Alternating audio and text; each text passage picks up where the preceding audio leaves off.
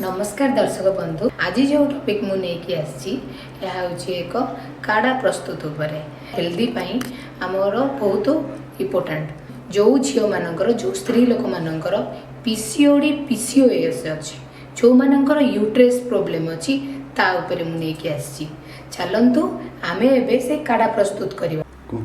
प्रथमे गोटे प्लेट रे आमे किछि तुलसी, पुदीना पत्र, अदा, पान मधुरी नहीं पान मधुरी आम स्कीप कर दरकार पड़े नवा नले नबानी। पान मधुरी मुझे नहीं खाइबा हजम कर बोली।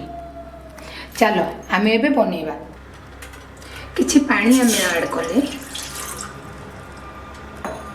पानी एबे गरम हवा परे आम आदे प्रथमे तुलसी पकाइबा, तापरे आम किछि पुदीना पत्र ऐड करिबा,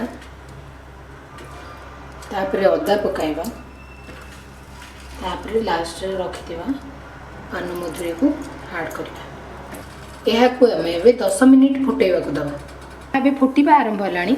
एहार कलर एबे चेंज होबो। एहार कलर टिके ब्राउन भलिया आसीबो। ब्राउन भलिया हे साला परे एहा को हमें काढी देई परिबा। एबे हमरो काढ़ा प्रस्तुत हो जाइछि। आमे एबे एहा को गोटे पात्र को नहीं छाणी देबा। एहा को मु गोटे कप रे छणा माध्यम रे ताको मु छाणी देली।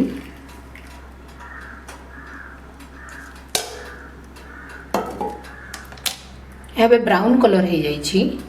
या धिरे आमे एबे किछि महू ऐड करिबा। चम्मच या धिरे आमे महू ऐड करिबा।